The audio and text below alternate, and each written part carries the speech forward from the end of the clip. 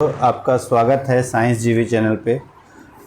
तो बच्चों, आज हम लेके आए हैं जैव प्रक्रम साइंस का जो चैप्टर है आपका 10th क्लास का, इसका सेकंड पार्ट। फर्स्ट पार्ट में हमने पाचन और पोषण के बारे में पढ़ा था। अब इस चैप्टर में हम सबसे पहले पढ़ेंगे श्वसन के बारे में। श्वसन आपने इससे पहले भी पढ़ा होगा, इसको इंग्लिश में कहते हैं रेस्पिरेशन। तो श्वसन क्या होता है?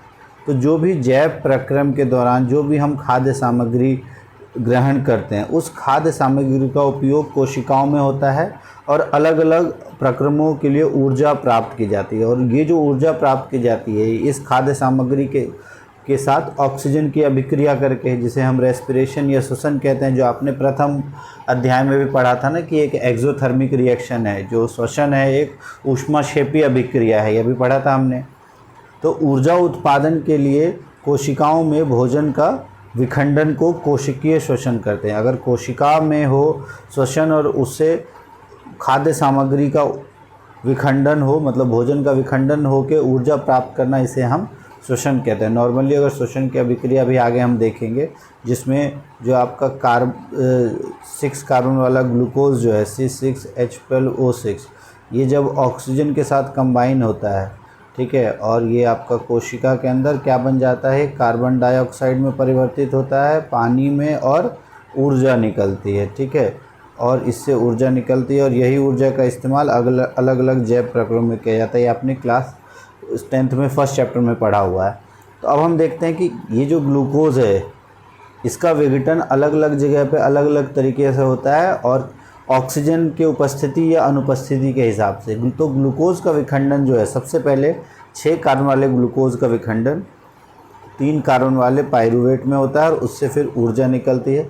और ऊर्जा का जो फॉर्म होता है वो होता है ATP। तो इससे आप ऊर्जा का मात्रक, आपसे जो सेल में जो ऊर्जा का, वैसे तो ऊर्जा का मात्रक जूल है, लेकिन जो हमारे कोशिकाओं में जो ऊर्जा की मात्रक है, ये करेंसी है।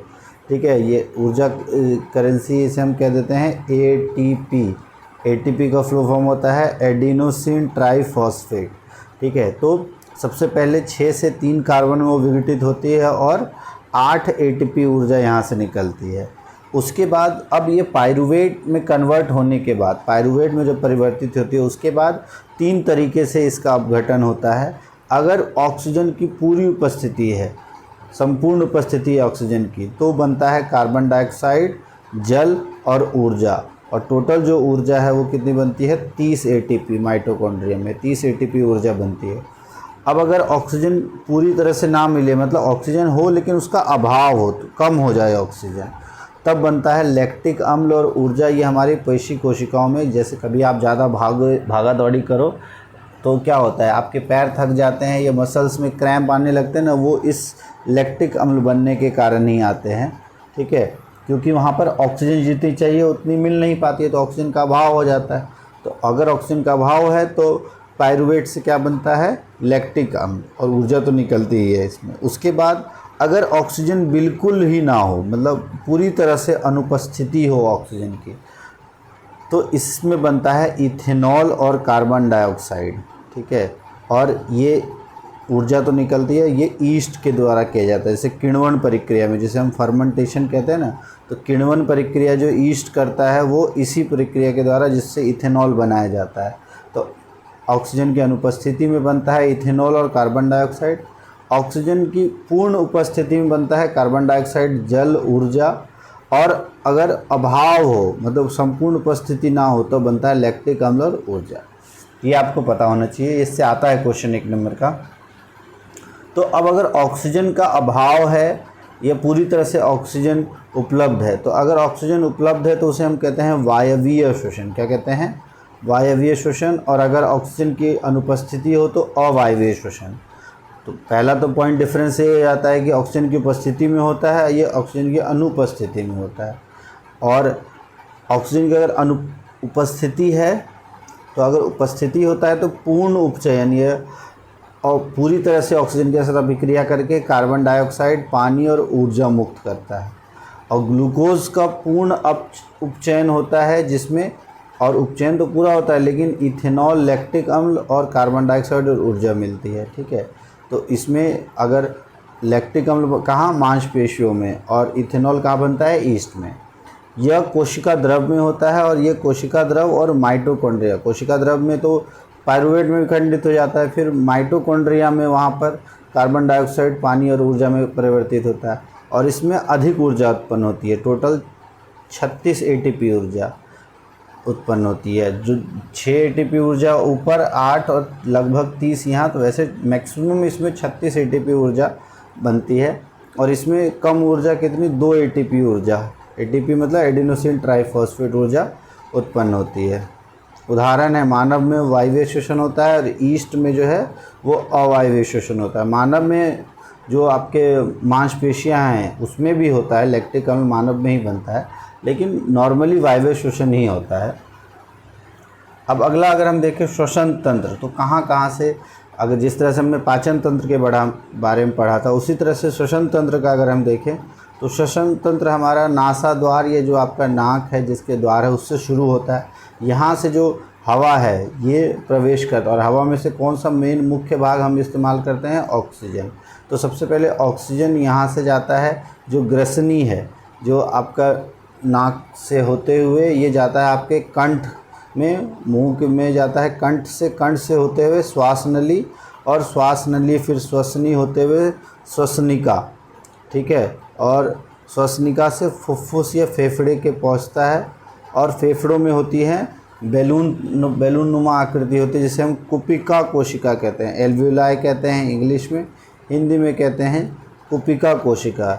ये एक बैलून नुमा आकृति होती है जिससे कि रुधिर वाहिकाएँ जुड़ी होती हैं, और ये ऑक्सीजन इस तरह से होते हुए कुपिका कोशिका से रुधिर वाहिकाओं में चला जाता है, और फिर रुधिर वाहिकाओं से हार्ट के द्वारा पूरे बॉडी में पंप कर दिया जाता है। तो अब इसको देखते हैं हम एक बार कैसे कैसे। तो सबसे पहले अगर हम देखें ये श्वसन तंत्र, तो ये नासिका द्वार है, नासिका द्वार से ये ग्रसनी, और यहाँ से कंठ से होते हुए जाता है, और कंठ में वलय उपस्थित होते हैं, ठीक है, और ये यहाँ से होते हुए चला जाता है फुफ्फुस में, ठीक है। ये आपका श्वास नली है, श्वास नली से होते हुए श्वसनिका, जिसे हम ब्रोंकाई कहते हैं, फिर यहाँ पे आपका श्वसनिका के साथ उपस्थित होते हैं कुपिकाएँ। ये देख रहे हैं, ये कुपिकाएँ, इसके साथ कुपिकाओं के साथ जुड़ी होती हैं रुधिर वाहिकाएँ, और इन रुधिर वाहिकाओं, यहाँ पे रुधिर वाहिकाएँ इसके साथ जुड़ी होती हैं, और इन रुधिर वाहिकाओं से जो ऑक्सीजनेटेड ब्लड है, ऑक्सीजन युक्त जो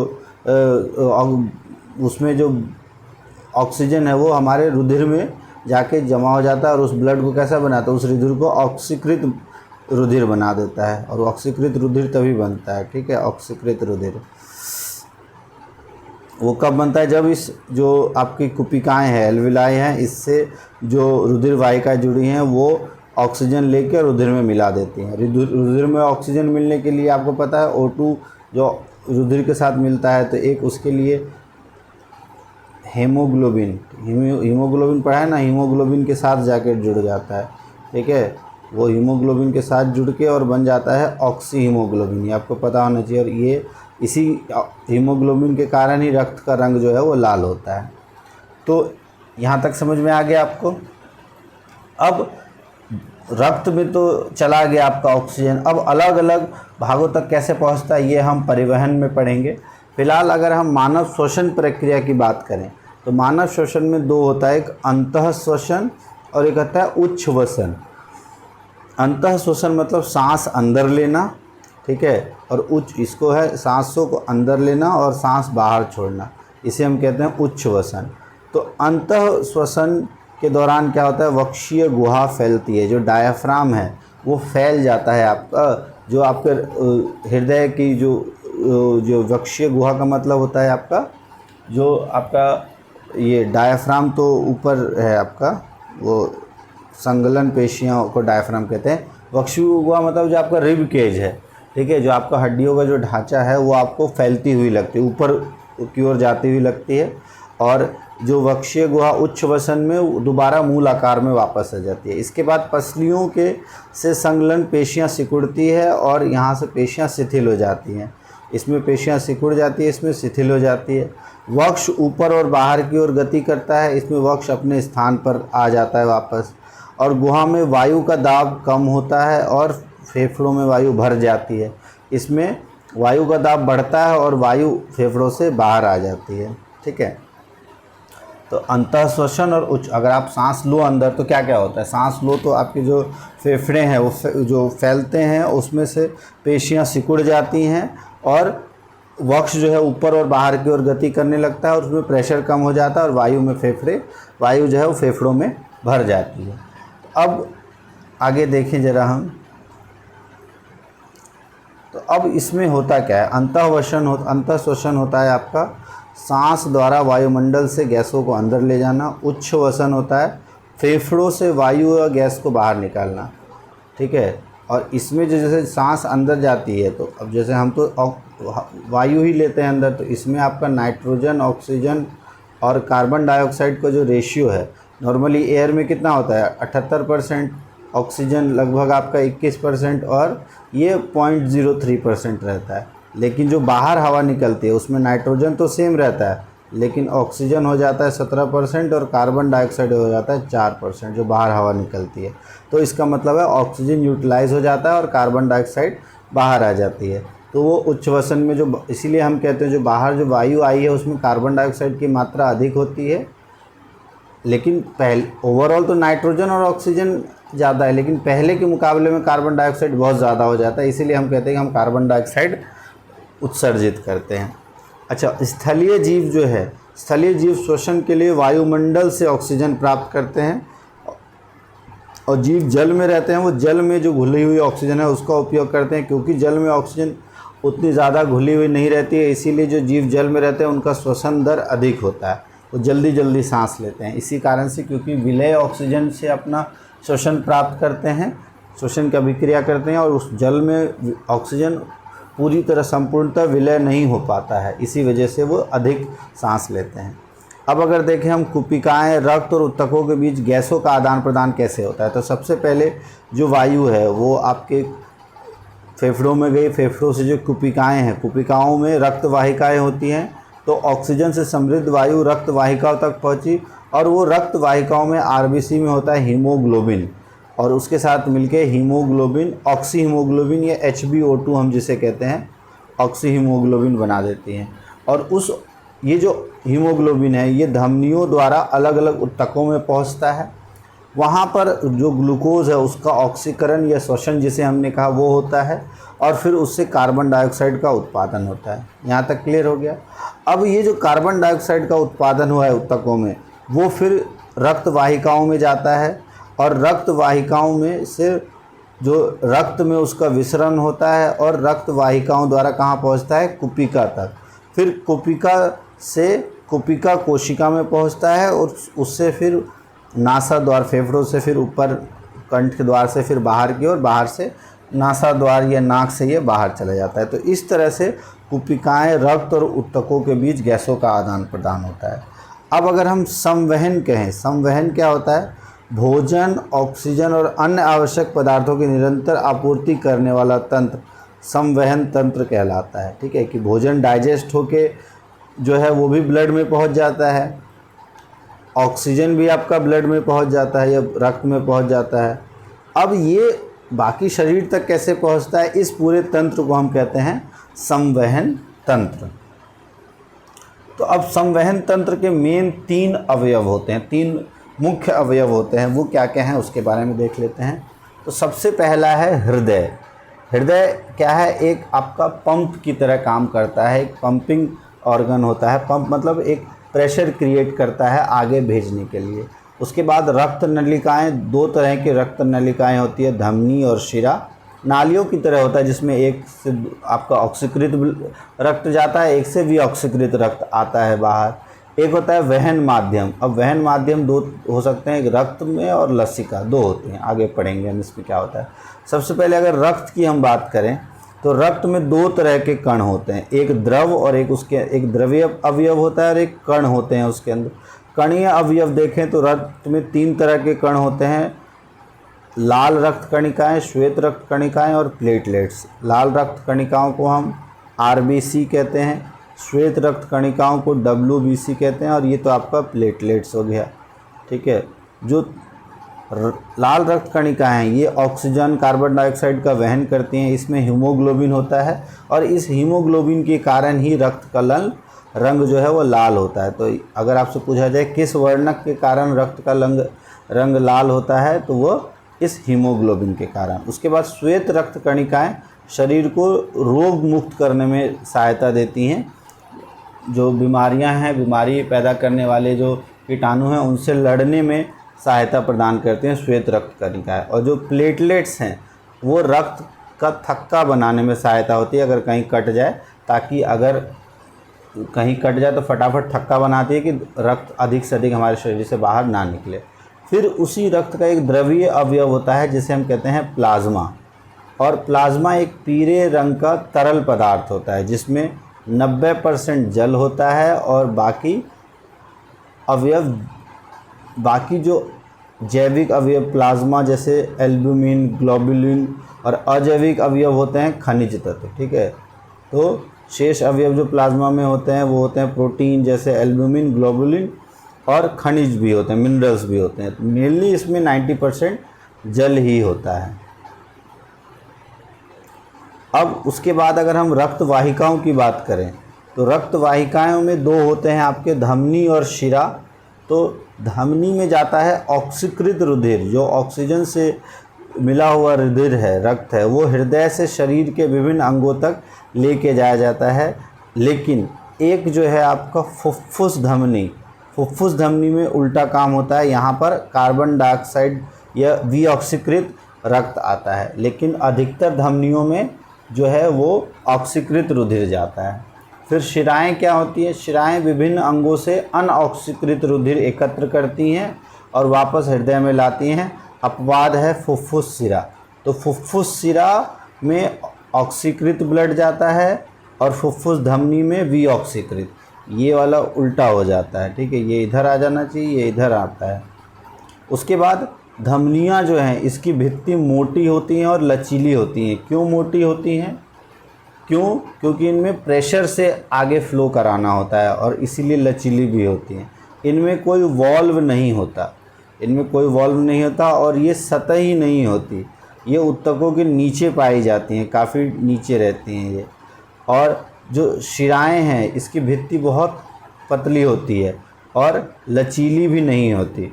और इनमें वॉल्व होते हैं और ये सतही होते हैं। ये वॉल्व होते हैं, धीरे धीरे करके इसमें निकलता है। इसी वजह से अगर आप अपने हाथों पे देखो तो आपको शिराएं दिखाई देंगी और उसको टच करो तो आपको लगे ना वॉल्व की तरह से उसमें ड्रॉप बाय ड्रॉप जो पल्स निकलता है, पल्स रेट जो होता है आपका, उसी से वॉल्व के कारण ही आता है। जो आपके हृदय धड़कना क्या है कि पर मिनट कितनी बार वो वॉल्व काम करता है। ठीक है, तो इसमें वॉल्व होते हैं। उसके बाद ये ऊपर में होती हैं, इसलिए आपको आसानी से दिखाई देती हैं। धमनियाँ आपको जल्दी दिखाई नहीं देती, शिराएं आपको आसानी से नीले रंग की दिखाई देती होंगी अपने हाथों में देखो तो, खासकर हाथ के ऊपर तो आसानी से दिख जाती हैं। तो क्योंकि सतह पे होती हैं और धमनियाँ अंदर में होती हैं, इसीलिए वो सही से दिखाई नहीं देती। तो ये धमनी और शिरा के बीच अंतर था, काफ़ी आ जाता है, काफ़ी इम्पोर्टेंट है ये। अब अगर यहाँ ध्यान से समझो, ये वाला पूरा अगर आप अच्छे से समझ लेते हो, बस पूरा संवहन आप यहाँ से, ये रक्त परिसंचरण आप यहाँ से समझ सकते हो। सबसे पहले हमने क्या कहा, जो हमारा फुफ्फुस ये फेफड़ा है, फेफड़ों से ऑक्सीकृत ब्लड जो कुपिकाएँ हैं, कुपिकाओं से कहाँ चली जाती हैं? रुधिर वाहिकाओं से चली जाती हैं। अब रुधिर वाहिकाओं से जो ब्लड है वो आती है सबसे पहले किस में आती है? फुफ्फुसीय शिरा। इसमें आती है फुफ्फुसीय शिरा। तो इकलौती शिरा है जिसमें ऑक्सीजनित रुधिर रहता है। तो सबसे पहले फुफ्फुसीय शिरा में आती है वो ब्लड। कहाँ से? जो फेफड़ों से सबसे पहले ऑक्सीकृत रक्त आता है फुफ्फुसीय शिरा में और फिर उस शिराओं से पहुँचता है हृदय में। हृदय में सबसे पहले ऊपर होता है बायां आलिंद। ठीक है, हृदय के 4 भाग होते हैं, 4 चैम्बर होते हैं, बायां आलिंद, बायां निलय, दायां आलिंद, दायां निलय। ठीक है, ऊपर वाला जो है उसे आलिंद कहते हैं, नीचे वाले को निलय कहते हैं। नी से याद रख लो, नीचे निलय और उल्टा आलिंद है तो ऊपर होगा आलिंद। तो सबसे पहले बायां आलिंद में प्रवेश करता है रक्त और बायां आलिंद से फिर वो बायां निलय में, और यहीं पे बायां निलय के बाद ये जाता है प्रमुख धमनी में। प्रमुख धमनी है जिसे महाधमनी कहा जाता है।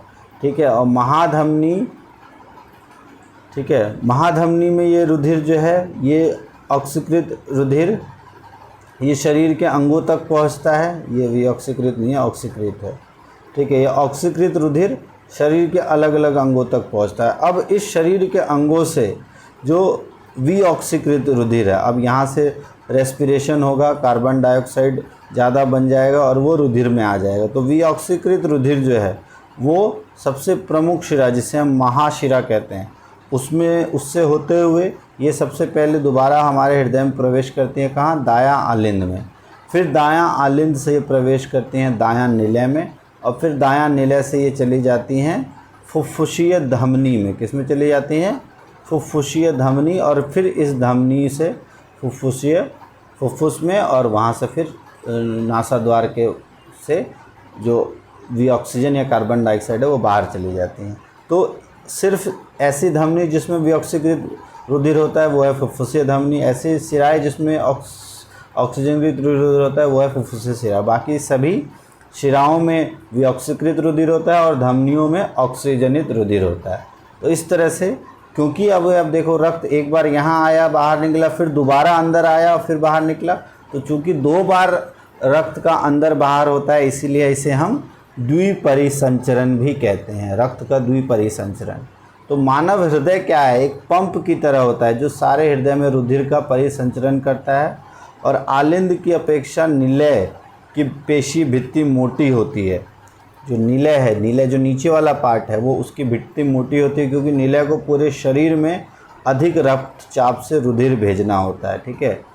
रुधिर भेजने के लिए उस निलय का ही इस्तेमाल होता है ना यहाँ पे। उसके बाद अब है, अगर ये हृदय का देखो स्ट्रक्चर, तो अब आपको पता है यहाँ पे महाधमनी है, ठीक है। यहाँ फुफ्फुस धमनी और फुफ्फुसीय शिरा है। तो फुफ्फुसीय शिराओं से सबसे पहले हमारा क्या आता है? ऑक्सीकृत रक्त आता है, और फिर ये बायां निलय, यहाँ पे बायां निलय, और यहाँ एक वॉल्व लगा होता है, ठीक है। वॉल्व किस में होता है? आपका ऑक्सीकृत ब्लड जो है उसके लिए वॉल्व होता है। तो यहाँ वॉल्व लगा होता है, और इस वॉल्व से ये विभाजिका होती है, और इस वॉल्व से ये बायां निलय में जाता है, और फिर बायां, और वॉल्व की तरह एक साथ सारा ब्लड ना जाके थोड़ा थोड़ा ब्लड जाता है, वॉल्व के थ्रू रेगुलेट होता है, ठीक है। और वॉल्व इसलिए भी होता है क्योंकि इसकी जो ये भित्ति है वो थोड़ी पतली होती है, ये थोड़ी मोटी होती है, तो उसको रेगुलेट करने के लिए भी वॉल्व की आवश्यकता होती है। तो इससे फिर बायां निलय में, फिर बायां निलय से चली जाती है कहाँ पे? ये चली जाती है आपकी धमनियों में, और धमनियों से फिर वो महाधमनी, महाधमनी से फिर शरीर के बाकी अंगों तक चली जाती है, ठीक है। अब उसके बाद जो विऑक्सीकृत ब्लड है, विऑक्सीकृत ब्लड ये शरीर के जो ऊपरी भाग है महाशिरा से अंदर आता है, और अंदर आने के बाद ये फिर महाशिरा से ये चला जाता है जो दायां आलिंद है, दायां आलिंद के बाद दायां निलय, और फिर इस निलय से यहाँ से होते हुए जो आपकी फुफ्फुसीय धमनी है उससे बाहर निकल जाती है, ठीक है। तो इस तरह से ये मानव हृदय में जो रक्त है उसका परिसंचरण होता है। अच्छा, हृदय में जो उपस्थित वॉल्व है रुधिर प्रवाह को उल्टी दिशा में रोकना सुनिश्चित करता है। यहाँ वॉल्व इसलिए लगाया जाता है कि वापस ना चला जाए, ठीक है। अगर इसके अंदर आके वापस यहाँ से ना चला जाए या इधर ना चला जाए, इसको रोकने का काम करता है ये वॉल्व। और लसिका क्या होता है? एक तरल उत्तक जो रुधिर प्लाज्मा की तरह ही होता है। रुधिर में जो प्लाज्मा वाला पार्ट है ना, उसी की तरह होता है लसिका, लेकिन इसमें अल्प मात्रा में प्रोटीन होता है। उसमें तो प्रोटीन होता है एल्बुमिन और ग्लोबुलिन, लेकिन इसमें बहुत अल्प मात्रा में प्रोटीन होता है, और ये वहन में सहायता करता है, बहने में सहायता करता है, ठीक है। अब मनुष्यों में तो हमने पढ़ लिया। अब उसके बाद है पादपों में वहन। पादपों में वहन जो है दो हमने बहुत बार पढ़ा है, जाइलम और फ्लोएम। जाइलम उत्तक और फ्लोएम उत्तक के द्वारा होता है। तो जाइलम क्या है? पादप तंत्र का वह अवयव जो मृदा से जल और खनिज प्राप्त करता है, मिट्टी से जल और खनिज प्राप्त करता है, ये जड़ों के पास होता है। और फ्लोएम पत्तियों में होता है, और प्रकाश संश्लेषण से जो उत्पाद बनता है उसका वहन पौधों के अन्य भागों तक करता है। तो ज से आप याद रख लो जल, तो ज से जल है तो जाइलम करता है जल का वहन, ठीक है। फ से होता है फूड या खाना, तो ये फूड का करता है, या फूड आप भोजन का कह लो, तो भोजन का जो वहन है वो करता है फ्लोएम और जल का वहन करता है जाइलम। इस तरह से आपको याद रह जाएगा। तो जड़ एवं मृदा के मध्य आयन, जो जड़ है और मृदा है, जो आपका पेड़ का जड़ है और मिट्टी है, उसके बीच में आयन सांद्रण में अंतर होता है। और जैसे ही आयन की सांद्रता में अंतर होता है, जल जो है मृदा से जड़ों में प्रवेश कर जाती है। वहाँ पे जो सांद्रता में जैसे ही अंतर होता है और पेड़ों के अंदर जल की मात्रा कम होती है, वो जल जो है वो प्रवेश कर जाता है मिट्टी से जड़ों के अंदर, और उसी के साथ जल स्तंभ का निर्माण होता है और जल को ऊपर की ओर धकेलता है और धकेलते धकेलते जो ऊंचे वृक्ष के अलग अलग भागों तक पहुंचा देता है। और यही जल जो है पादप के वायवीय भाग द्वारा वाष्प के रूप में भी वातावरण में चला जाता है। जड़ से नीचे आते जाते प्रेशर से ऊपर, और फिर जब अधिक जल हो जाता है तो वाष्पीकृत हो जाता है। कहाँ से? जो रंध्र होते हैं, स्टोमेटा जो है, यह स्टोमेटा या रंध्र जिसे कहते हैं, उससे वाष्पोत्सर्जन हो जाता है। वाष्पोत्सर्जन से जो पानी है वो बाहर भी निकल जाता है। फिर पानी की कमी हो जाती है और फिर जड़ों द्वारा जल अवशोषित कर दिया जाता है। तो ये इस तरह से प्रक्रियाएं चलती रहती हैं और इस प्रक्रम में पौधों को निम्न रूप में सहायता मिलती है। जल के अवशोषण एवं जड़ से पत्तियों तक जल और विलय खनिज लवणों के ऊपरमुखी गति में सहायक। तो क्योंकि जल जो है वो नीचे से आता है, इसलिए उसकी गति कैसे होती है? ऊपरी मुखी गति है। ठीक है, यूनिडायरेक्शनल या ऊपर की तरफ जाने वाला, एक ही दिशा में जाने वाला। उसके बाद पौधों में क्या करता है? ताप नियमन में, क्योंकि वाष्पोत्सर्जन हो जाता है, तो अगर टेम्परेचर ज़्यादा हो गया है तो वाष्पोत्सर्जन करके अपना तापमान कम कर लेता है, तो ताप नियमन में भी सहायता करता है।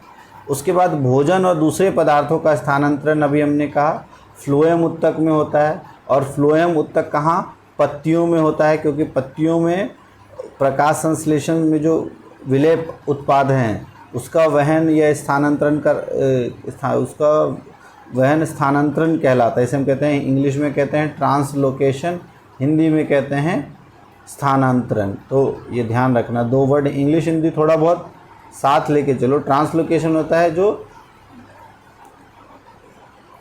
प्रकाश संश्लेषण में जो उत्पाद बनते हैं उसका वहन, और ट्रांसपीरेशन होता है आपका ये जो वाष्पोत्सर्जन होता है, पानी का वाष्पोत्सर्जित कर देना, उसे हम कहते हैं ट्रांसपीरेशन। तो दो वर्ड है, वाष्पोत्सर्जन और स्थानांतरण। ठीक है, तो फ्लोएम उत्तक के द्वारा होता है। स्थानांतरण या ट्रांसलोकेशन पत्तियों से पौधों के शेष भागों में, अब इसमें ऊपर भी जाता है और नीचे भी जाता है, क्योंकि पौधों भोजन की आवश्यकता तो जड़ों को भी है और ऊपर जो पत्तियां उग रही हैं उनको भी है। तो जल तो नीचे से ऊपर जाता है, इसलिए वो एक अधोमुखी या ऊपरी मुखी होता है, लेकिन जो खाना है उसको तो नीचे ऊपर दोनों जाना है, इसलिए वह द्विमुखी या ऊपरमुखी और अधोमुखी, ऊपर जाने को ऊपरमुखी और नीचे जाने को अधोमुखी, दोनों दिशाओं में होता है। तो ये ध्यान रखना है। उसके बाद फ्लोएम द्वारा स्थानांतरण ऊर्जा के प्रयोग में पूरा होता है। जो स्थानांतरण ऊर्जा जो है उसके प्रयोग से पूरा होता है। ठीक है, जैसे सुक्रोज फ्लोएम उत्तक में एटीपी ऊर्जा के परासरण बल द्वारा स्थानांतरित होता है।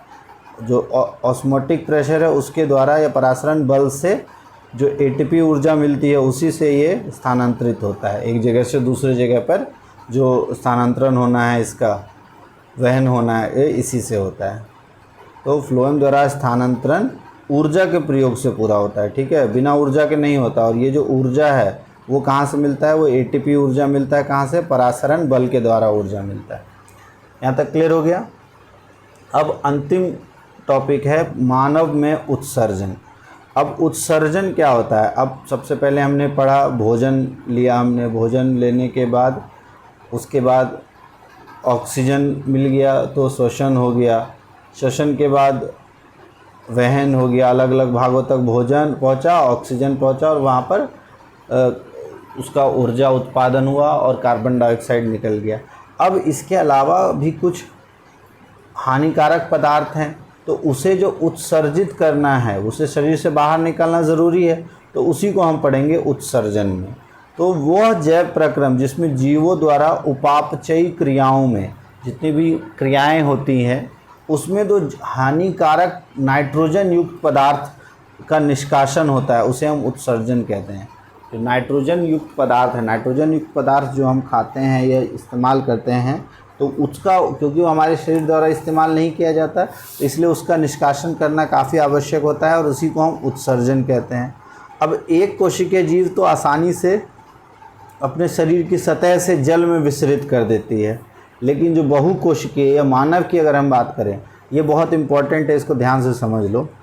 तो मानव में उत्सर्जन तंत्र में उपस्थित अंग, ये उत्सर्जन तंत्र के 4 मेन भाग हैं, इसको ध्यान से समझो। 2 वृक्क होते हैं, एक होता है दायां वृक्क, एक बायां वृक्क, ठीक है। इसे इंग्लिश में हम किडनी कहते हैं, इसको ध्यान रखना, ठीक है। इसे कहा जाता है किडनी। तो 2 किडनियाँ होती हैं आपकी, जिसे हम वृक्क कहते हैं हिंदी में।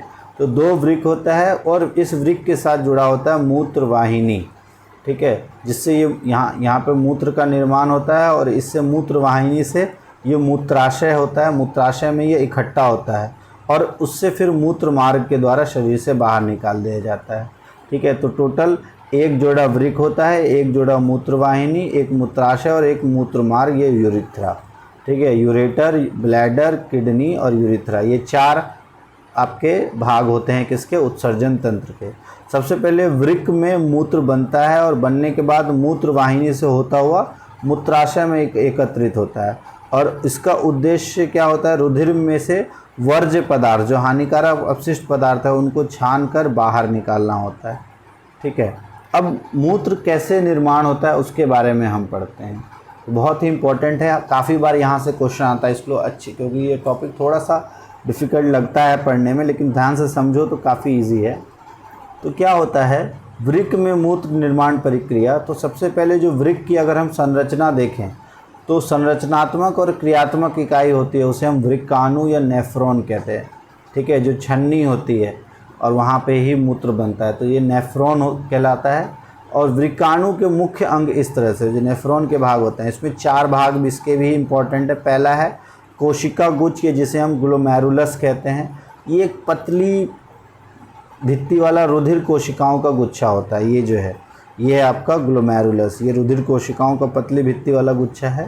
उसके बाद ये जो आकृति बनी होती है जिसमें ये ग्लोमेरुलस रहता है, इस आकृति को हम कहते हैं बोमन संपुट, क्या कहा जाता है, बोमन संपुट। और फिर नालिकाकार भाग होता है, ये जो नालिकाकार भाग है, और उसमें ये नालिकाकार भाग होते हुए इसमें अलग अलग पदार्थों का अवशोषण होता है और अवशोषण होने के बाद ये जो मूत्र संग्राहक वाहिनी है, इस संग्राहक वाहिनी से फिर वो जो आगे हमने पढ़ा यहाँ से चला जाता है आपका मूत्र वाहिनी, और मूत्र वाहिनी से फिर मूत्राशय से और फिर आपका मूत्र मार्ग से बाहर निकल जाता है। उसके अलावा ये जो इस तरह के जो स्ट्रक्चर होता है, नालिकाकार भाग होता है, ये 2 नालिकाकार भाग, यहाँ थोड़ी मोटी, यहाँ पतली से स्ट्रक्चर बना जाता है जिसे हम हेनलेज लूप कहते हैं। क्या कहते हैं, हेनले लूप या लूप ऑफ हेनले। उसके बाद अब यहाँ नालिकाकार भाग 2 तरह से होता है, एक होता है पीसीटी और एक होता है डीसीटी। इसका जो फुल फॉर्म होता है, तो पीसीटी और डीसीटी होता है आपका, पीस होता है proximal convoluted tube, proximal convoluted tubule, जिसे हम ये ट्यूब और नालिकाकार भाग होता है। और डीसीटी होता है, और ये होता है आपका डिस्टल और सीटी। तो ये आपको ऐसे ज़्यादा आता नहीं है, डीसीटी और टीसीटी इस तरह से। और उसके बाद फिर यहाँ संग्राहक वाहिनी के द्वारा, संग्राहक वाहिनी से होता है मूत्र वाहिनी से फिर मूत्राशय, और उससे मूत्र मार्ग द्वारा शरीर से बाहर निकाल दिया जाता है। तो ये उत्सर्जन की क्रियाविधि होती है।